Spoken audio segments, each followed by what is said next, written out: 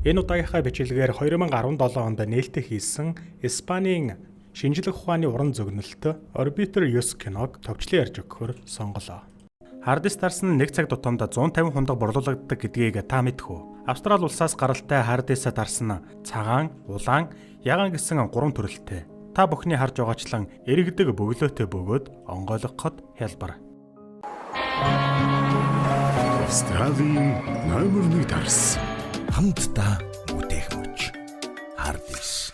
Хелена болоо 20 настай сансрын нисгэгч бөгөөд бараг л бүх насаа орбит 9 нэртэй сансрын хөлөгт өнгөрүүлсэн бүсгүй юм. Хүн амын хэд өсөлтөд дэлхийн дулаараа хортой орчин зэрэг хүчин зүйлсийн улмаас дэлхий дээрх эрдэмтэд түүнийг амьдрах боломжтой Селесте гариг руу илгээсэн байна. Түүнийг дэлхий рүү хүрэхэд дахиад 20 жил шаардлагатай гэж үздэг. Эхэндээ Нэлха Хеленаг эцэг эх нь сансрын хөлөгт авчирч улмаар энэ хөлөгтөө өсгөжээ. Гисэн хэдий ч 3 жилийн өмнө системд алдаа гарсны улмаас орбит 9-ийн хүчил төрөгчийн хангамж хурдцтай дууссан байна. Тиймээс охиноо хамгийн ойрын баазад хүрэлцгүйц хүчил төрөгчтэй байлгахын тулд эцэг эх нь амиа хорлох хүндхэн шийдвэрийг гаргажээ. Тиймээс Хелена сүүлийн 3 жилийг ганцаараа сансрын хөлөг дээр өнгөрүүлсэн юм. Түүний өдөр тутмын амьдрал нь хүнсний ногоогоо услах, дасгал хөдөлгөөн хийх, эрүүл мэндийн байдлаа шалгах, эцэг эхийнхээ тухай дурсан санах байлаа. Одоогийн байдлаар хүчил төрөгчийн хангамж бараг л дуусч байгаа тул амьсгалахад нэлээд хүндрэлтэй болсон.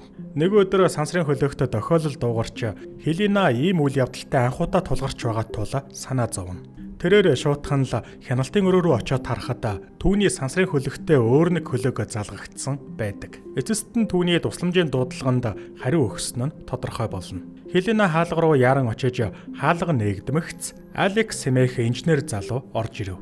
Тэрээр хамгийн сүүлд хэнийгэнтэй харьцснаас хойш 3 жил болж байгаа тул түүнийг хараад гайхаж бас баярлана. Алекс өөрийгөө танилцуулаад хүчил төрөгчийн системийг шалгаж байхад Хелена түүнээс харцаа салгаж чадсангүй. Учир нь тэрээр хизээч өөртөөгөө ойролцоо насны залууг харж байгаагүй юм. Хэдэн цагийн дараа Алекс засвар хийгээд завгүй байх үед Хелена түүнийг оройн хоолнд урьдсанаар Алекс зөвшөөрнө. Оройн хоолны үеэр Хелена түүнд олон янзын асуултуудыг тавьдагч ягаад ч юм Алекс хүйтэн хөндөй байсаар. Алекс ажлаа дуусгаад буцах ёстой гэж хариулдаг. Маргааш нь Алекс хүчил төрөгчийн системийг амжилттай засч явахаар бэлтгэв. Шөнө нь Алексийг унтаж байхад Хелена чимээгүйхэн өрөө рүү норж ирээд түүний дээр гарна. Тэрээр түүнийг дасралтгүй ширтэж байхад Алекс сэрж түүнийг дээрээс нь буухыг хүсдэг.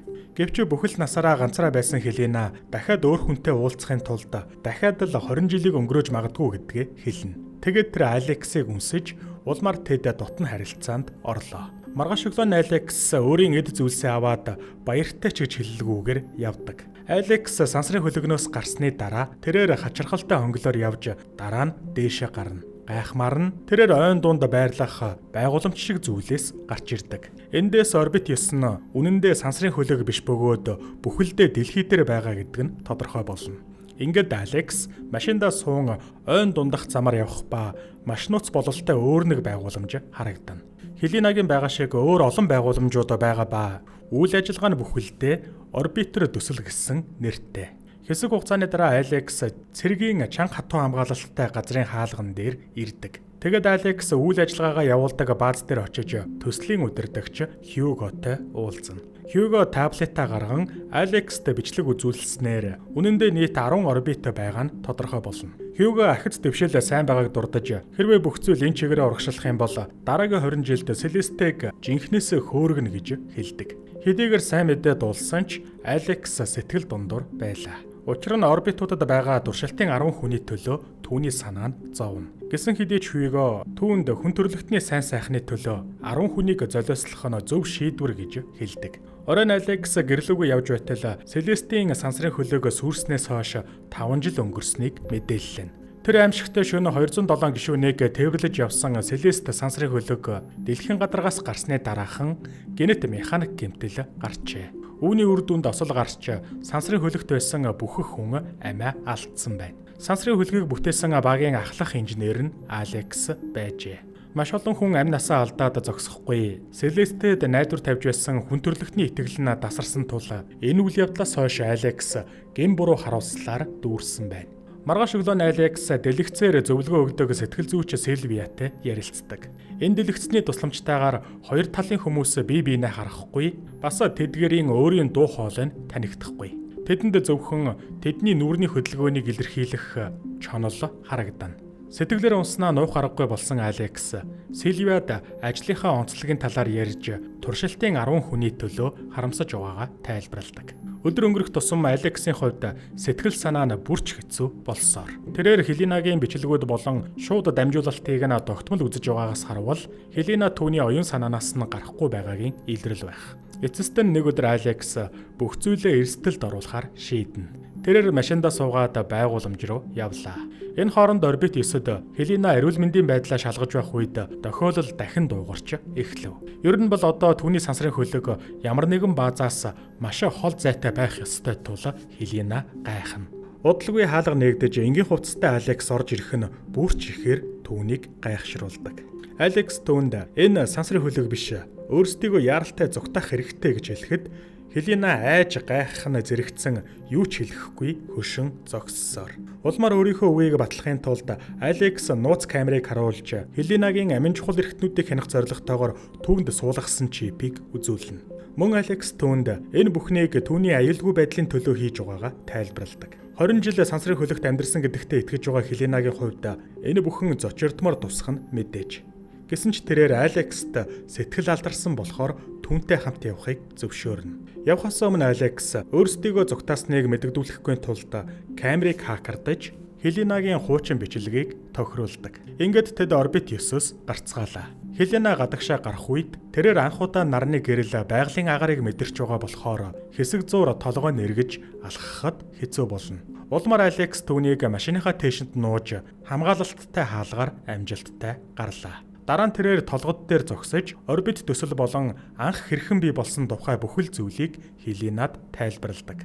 Энэхүү төсөл нь хүнийг сансар огторгуйд удаан хугацаанд дасгах зорилготой бөгөөд ингэснээр удахгүй Селест сансрын хөлгийг хөрөх ажиллагаа саадгүй явагдах болно. Үргэлжлүүлээд Алекс Хелинад түүний эцэг эх одоо ч амьд байгаа гэдгийг хэлэхэд Хелина тэдэнтэй уулзах хүсэлтэй байгаагаа илэрхийлснээр Алекс татгалзав. Учир нь түүний эцэг эх ч бас энэ төслийн нэг хэсэг юм. Хэсэг хугацааны дараа тэр хоёр Алексийн гэрт ирэхэд Хелина энгийн амьдралын орчинг гайхан харна. Мөн тэрээр бороог анх удаа мэдэрч баярлана. Маргааш нь Алекс Сильвиятай ярилцаж хийсэн үйлдэлээ мэдэгддэг. Гэтэл үйлчлүүлэгчийн аюулгүй байдалд санаан зовсон Сильвия өөрийн биеэр Алекстэй уулзаж хэрвээ асуудал буруугаар эргэх юм бол түүнд туслана гэж амлалаа. Оройн Алекс Хелинагийн хамтаар гадагшаа гарч хотыг танилцуулдаг. Алекс түүнд олон төрлийн хоол авч өгөх ба энэ нь Хелинагийн хизээч ганцаараа байхдаа мэдэрч байгаагүй зүйл юм. Дараа нь Хелина далайн тухай ярьснаар Алекс түүнийг аквариумд аваачиж төрөл бүрийн загснуудыг харуулна. Маргааш нь Алекс Хелинаг хувийн ажлын өрөөрүүгээ оруулахад маш олон компьютераар дэлгэц суйрлуулсан байх нь тэр. Алекс түүнд энэ бол туршилтын орбитын хүмүүсийг ажиглаж тэдний ахиц дэвшлийг нь хяндаг газар гэж тайлбарлана. Бодит үннийг мэдсэн Хелина Алексаас яагаад ийм хүнлэг бус үйл ажиллагаа явуулж байгааг нь асуухад тэрээр түүнд хүн төрлөختний сайн сайхны төлөө гэж хариулдаг. Орбитер төслөөс олж авсан бүхэн өгөгдөл статистикийн тусламжтайгаар тэд ойрын жилүүдэд Селест гариг руу жинхэнэ сансрын хөлгийг хөөргөх боломжтой. Дараа нь Алекс Хелинаг шөнийн клубт аваачиж түүнийг найзуудтайгаа танилцуулдаг. Найзуудынх нь нэг нь доктор Шао бөгөөд алдартай эмч юм. Тэрээр Хелинагаас төрлөх хотынхын талаар асуухад Алекс шалтгаан гаргаж сэдвийг нь өөр тийшээ хандуулна. Тэрээр Хелинаг хэн болохыг юу ч болж байсан нууцлахыг хүсдэг. Хэсэг хугацааны дараа найзууд орбитер төслийн үр дагавар болон урт хугацаанд хүн төрлөختөнд хэрхэн тусалж болох талаар ярилцсан. Алекс ахиц дэвшил сайн байгаа гэж үзэж байгаа ч доктор Шао шинэ гариг хайхын оронд их дэлхийг илүү сайн газар болгоход анхаарлаа хандуулах хэрэгтэй гэж хэлдэг. Нэг өдөр Алекс Хелинагийн нуруунд дээр тууралт гарч байгааг анзаарч түүнийг Шао эмчтэр аваачдаг. Эмч Хелинаг үзснийхээ дараа түүний хайрс наран догтой гарч байгаагүй мэт маш мэдрэмтгий болохыг олж мэднэ. Дараа нь тэр түүнийг нарийн шинжилгээнд оруулахаар явуулж Алексаас түүнийг яг хэн болохыг асууж шалгаадаг. Шао эмч Хеленаг орбитер төсөлтөд ямар нэгэн байдлаар хамаатай гэж сэжиглэхэд Алекс эцэст нь бүхэл үннийг илчиллээ. Оройн Алексийг эзгүй байхад Хелена түүний өрөөнд орж баримтуудыг шалгаж эхлэнэ. Баримтнуудаас тэрээр зочирдмор зүйлийг олж мэдэх нь тэр. Баримтнаас Хелена үнэндээ жинхэнэ үр удам биш, харин зүгээр л хуулбар гэдэг нь тодорхой болно. Улмаар тэрээр хуудаснуудыг эргүүлсээр эцэст нь эцэг эхийнхээ хаягийг олж авдаг. Олж мэдсэн үнэн болон Алекс түүнд худал хэлсэнд сэтгэлээр унсан Хелена эд зүйлсээ цуглуулж эцэг эхээ олохоор гадагшаа гарлаа. Улмаар Алекс гэртээ ирээд Хеленаг өөрийн генетикийн талаар үннийг олж мэдсэнийг мэддэг. Түүний сэтгэл нь гонсгор байгаагийн зэрэгцээ Хеленаг яаж олохоо мэдэхгүй байв. Энэ хооронд Хелена эцэг эхээ олж өөрийг нь орхисон хэмээн тэдэнтэй нүүр тулна. Гэтэл ээж нь түүнд Хелена хэдийгээр хуулбарч гэлээ. Өөр 100-ны хүмүүсийн генетиктэй болохоор маш эрүүл чирэг болгодог гэдгийг хэлдэг. Энэ үед аав нь Хеленагийн араас очиж түүнийг хашлахтай гавллаа.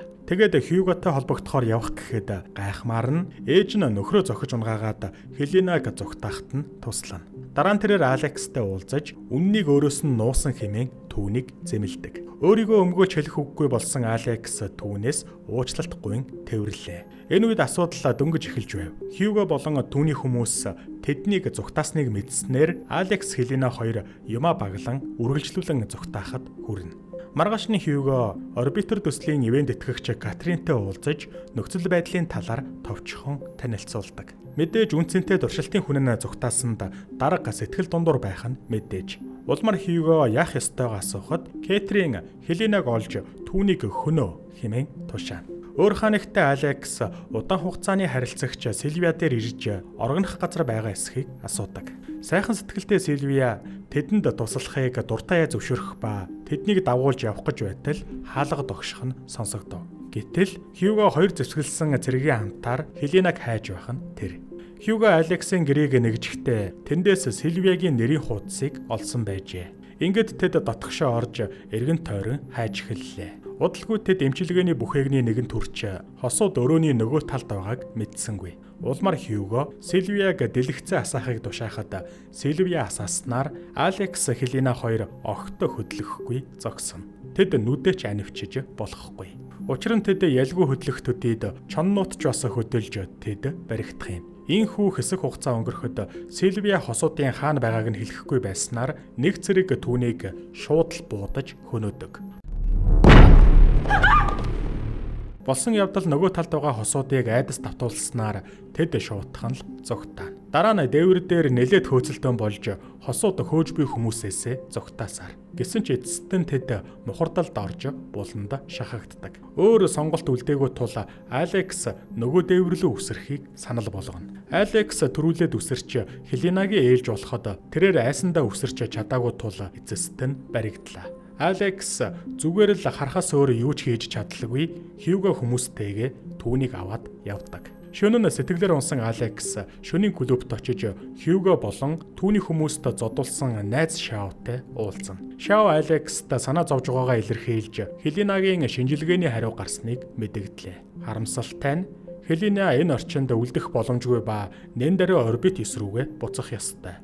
Энэ мэдээ Алекст хүн дээр туссан ч түүний толгойд нэг санаа төрдөг. Энэ хооронд Хьюго Кэтринтэй уулзаж Хеленаг орбитер төсөлд буцааж болох эсхийг асууна. Гэсэн хэдий ч Кэтрин татгалзаж тэднээс маш их мөнгө зарлагдана гэж хэлв. Тиймээс тэрээр Хеленаг яаралтай үгүй хийж байж л гадуур элдв цуурхалаад архахгүй гэж тушаадаг. Ингээд тушаалын дагуу Хьюго устгал хийх үйл явцад бэлдэж эхлэнэ. Энэ үед Алекс баазын гадна ирж Хьюгод хэлэлцээр санал болгов. Хэдийгээр Хьюго Хеленаг хөнөөхөр шийдсэн ч нөхөрлөлөө бодоод Алексийг дотогшоо орууллаа. Цаг алдахыг хүсээгүй Алекс Хелена жирэмсэн өөрийнх нь хүүхдийг тээж угаа. Тэр хүүхэд энэ төсөлд чухал ач холбогдолтой байж болно гэж хэлдэг. Улмаар Алекс Хеленаг өөртөө хамтаа орбит ёстой оруулахыг санал болгож ингэснээрээ тэд хоёулаа хүүхдээ тэндээ өсгөх нь гэлээ. Улмаар төгс сансрын нисгэгчийг бий болгож 20 жилийн дараа гэхэд том болсон хүүхэд нь сансрын хөлгийг Селестед хүргэж чадна. Гайхамар нь Хьюгод энэ санаа таалагдаж тэрээр хосуудыг орбит ёстой оруулахыг зөвшөөрдөг. 20 жилийн дараа Орбитисийн гадна хөгшөрсөн хьюгаа зогсож байтал нэгэн охин гарч ирлээ. Охин эргэж харан инээмсэглээд дээшээ харах ба Селестигийн зүг нисэх сансрын хөлөгний дуу сонсогдсноор эцэст нь орбит төсөөл амжилттай хэрэгжсэнийг илтгэснээр кино төгсдөг.